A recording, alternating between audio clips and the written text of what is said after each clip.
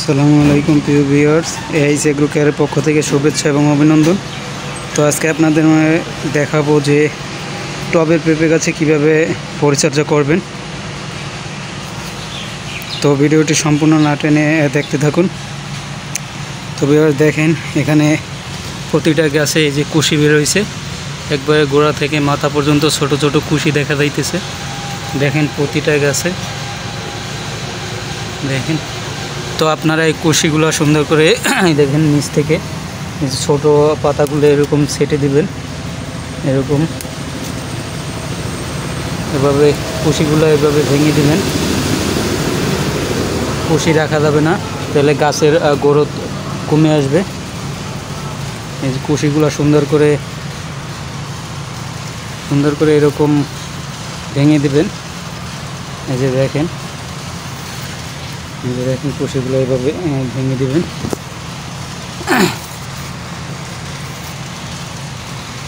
তো দেখেন ভিউয়ার্স, এখানে এই যে ফুলও দেখা যাইতেছে, ফুলটা আমিও দেখিনি আগে। তো মাশাআল্লাহ যে ফুল আসছে দেখেন। গাছের বয়স কিন্তু মাত্র 2 মাস।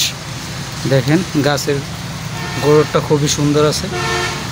দেখেন এই যে ফুল চলে আসছে, দেখেন আপনারা দেখতে পাচ্ছেন এই যে ফুল, সুন্দর ফুল দেখা যাইতেছে। তো দেখেন গাছটা এখন সুন্দর দেখা যাইতেছে, পরিষ্কার। দেখেন আমি পুরাটা ভেঙে দিয়েছি, দেখেন এগুলো ভাঙা হয় নাই।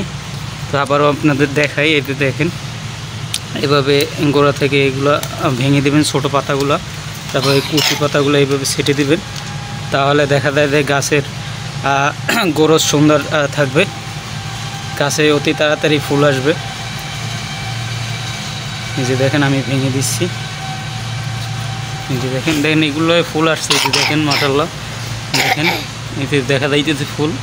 তো আপনাদের নেক্সট ভিডিওতে দিব, পুরা ফল ধরলে তারপরে আপনাদেরকে ভিডিও দিব এখন কি স্প্রে দিতে হবে ফলের জন্য, সেটাও পরবর্তী ভিডিওতে আপনাদেরকে দেখিয়ে দেব।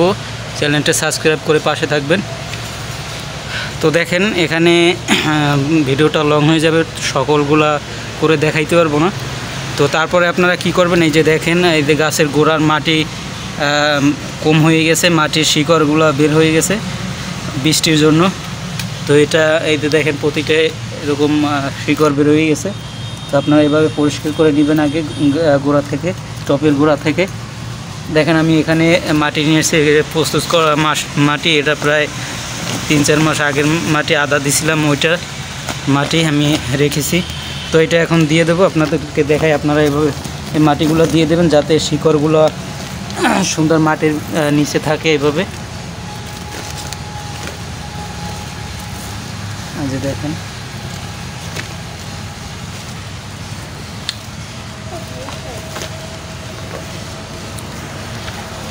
যে দেখেন সুন্দর করে এভাবে মাটি দিয়ে দিবেন, শিকড় যাতে মাটির উপরে না থাকে।